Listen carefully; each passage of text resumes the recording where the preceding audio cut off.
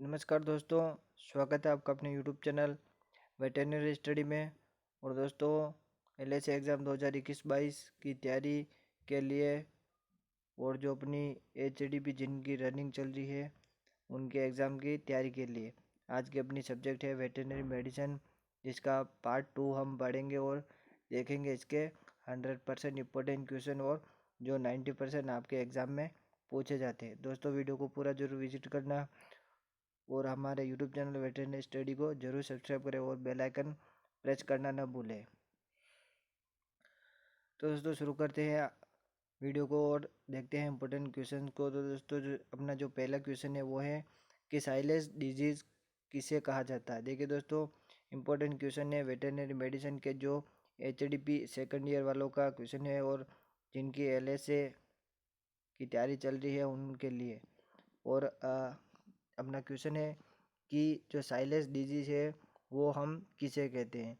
तो दोस्तों, जो साइलेंस डिजीज़ है वो हम लिस्टेरियोसिस फिर लिस्टेरियोसिस को कहते हैं। किसको कहते हैं? लिस्टेरियोसिस बीमारी को हम साइलेंस डिजीज़ कहते हैं। अगला क्वेश्चन है कि मिल्क फीवर किस समय ज़्यादा होता है। देखिए दोस्तों, जो मिल्क फीवर एक मेटाबॉलिक डिजीज़ है। ये मेटाबॉलिक डिजीज़ है, उपापचय से संबंधित बीमारी है। अब ये किस समय ज़्यादा होती है इसके बारे में हमें बताना है। तो दोस्तों, ये प्रसव के 72 घंटे तक, ठीक है दोस्तों, क्या कि जो पार्सुरेशन हो जाता है उसके 72 घंटे तक ये बीमारी होने के चांस सबसे ज़्यादा रहते हैं मिल्क फीवर के। अगला क्वेश्चन है कि बछड़ों में कोलिबेसिलोसिस का समय है। अब देखिए दोस्तों, जब जो बछड़े होते हैं, छोटे काफ होते हैं, उनमें जो कोलिबेसिलोसिस का समय है वो कौन सा है, कब होता है उसमें। तो दोस्तों, वो 1 से 3 दिन की उम्र के जो बछड़े होते हैं उसमें ये कोलिबेसिलोसिस बीमारी होती है 1 से 3 दिन के उम्र के बछड़ों में। और अगला क्वेश्चन है, नॉर्मल क्वेश्चन है कि गलघोटू सबसे ज़्यादा किस जानवर में होता है। देखिए दोस्तों, ये इंपॉर्टेंट क्वेश्चन है कि जो गलघोटू रोग है, जो एचएस है, हेमोरेजिक सेप्टिसिमिया रोग जो है, वो किस पशु में सबसे ज़्यादा होता है। तो वो भैंस, बफेलो में सबसे ज़्यादा होता है गलघोटू रोग, जिसको हम गले का रोग भी कह सकते हैं।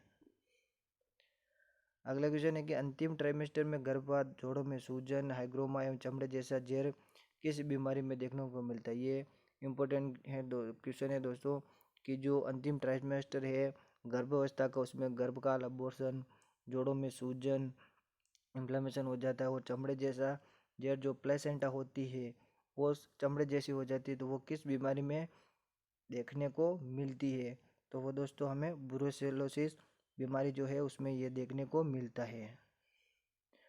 जब पशु को ब्रुसेलोसिस हो जाएगा तो उसमें गर्भपात हो जाएगा, जोड़ों में सूजन हो जाएगी और चमड़े जैसा जेर प्लेसेंटा बन जाएगा।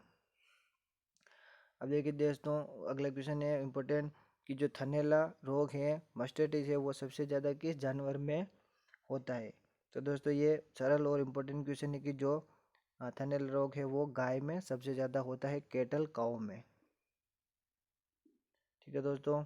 और अगला क्वेश्चन है कि टीबी, ब्रुसेलोसिस एवं लेप्टोस्पायरोसिस में गर्भपात किस समय में होता है। देखिए दोस्तों, जो टीबी है, ब्रुसेलोसिस है और लेप्टोस्पायरोसिस है, जो ये बीमारियां हैं, रोग है, तो इसमें जो गर्भपात होता है, अबॉर्शन होता है, वो किस समय में होता है। तो वो दोस्तों अपना 3rd ट्राइमेस्टर में होता है।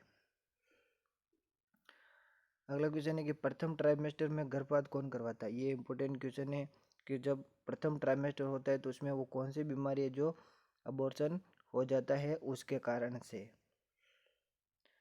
तो दोस्तों, इसमें ट्राइकोमोनास जो रोग है, इसमें प्रथम ट्राइमेस्टर में ही गर्भपात हो जाता है पशु में। और अगला क्वेश्चन है कि गाय का लेटी हुई अवस्था में लगातार फ्लैंक की और गर्दन मोड़कर देखना किसका लक्षण है। अब ये लक्षण इम्पोर्टेंट है कि जब वो लेटी हुई अवस्था में रहती है और बार बार फ्लैंक की तरफ देखती है गर्दन मोड़कर, तो ये किस बीमारी के लक्षण हो सकते हैं।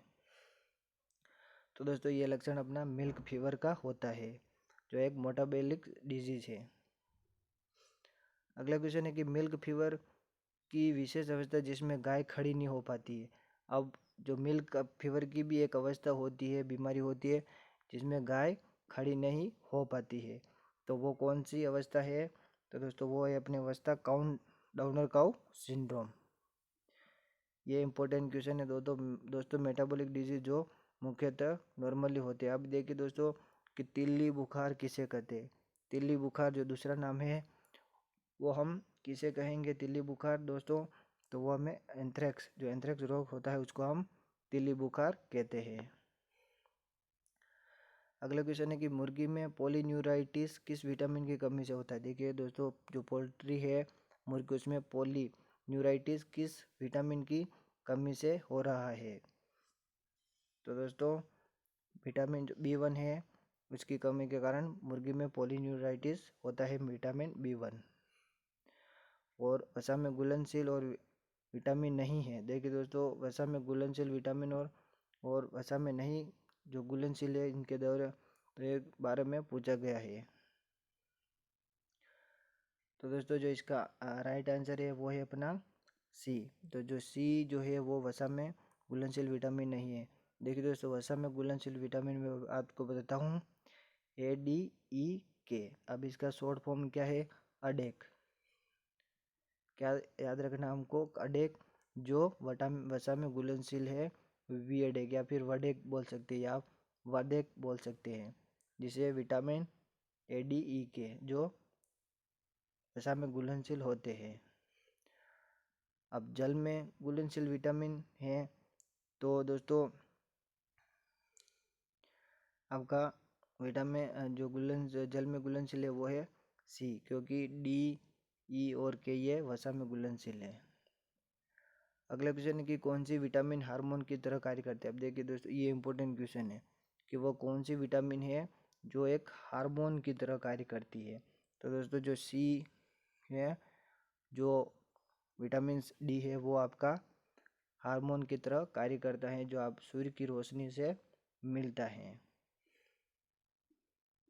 अगला क्वेश्चन है कि सतही लिम्फ नोड में सूजन एवं कोच ब्लू बॉडी का बनना किस बीमारी का लक्षण है। देखिए दोस्तों जो सतही लिम्फ नोड है उसमें इन्फ्लामेशन, सूजन और कोच ब्लू बॉडी का बनना, अब ये किस बीमारी का लक्षण है? तो दोस्तों ये थैलेरोसिस जो चीचड़ों के कारण होता है, थैलेरोसिस, इसमें ये लक्षण होते हैं। और अगला क्वेश्चन है कि ऊँट में सर्रा बीमारी का वाहक। देखिए दोस्तों इंपॉर्टेंट क्वेश्चन है कि जो ऊँट में जो सर्रा बीमारी है उसका वाहक कौन है, किसके कारण ये होता है?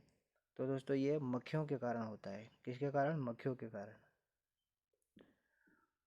और अगला क्वेश्चन है कि घोड़े में बेबेसियोसिस को कहा जाता है। जो घोड़े में बेबेसियोसिस हो जाता है उसको हम और क्या कह सकते हैं? उसको हम बाइलरी फीवर कह सकते हैं। क्या कहते हैं? Biliary fever. और अगला क्वेश्चन है कि थैलेरोसिस एवं बेबेसियोसिस का वाहक है। अब देखिए दोस्तों थैलेरोसिस और बेबेसियोसिस मैंने आपको पहले भी बताया था, तो ये अपना चीचड़ है, जो चीचड़े होते हैं, टिक्स होते हैं, उनका ये वाहक है थैलेरोसिस और बेबेसियोसिस, इसके कारण ये रोग होता है। और अपना लास्ट और अंतिम क्वेश्चन है कि काला आजार बीमारी का वाहक है। देखिए दोस्तों जो काला आजार बीमारी जो है उसका वाहक कौन सा है? तो उसका वाहक है मक्खियाँ। ठीक है दोस्तों, तो दोस्तों मैंने आज आपको वेटरनरी मेडिसिन के इम्पोर्टेंट क्वेश्चंस के बारे में बताया। तो आशा करूँगा कि आपको हमारी ये वीडियो अच्छी लगी हो तो इसे लाइक, कमेंट, शेयर जरूर करना और हमारे यूट्यूब चैनल से जुड़े रहिए। धन्यवाद।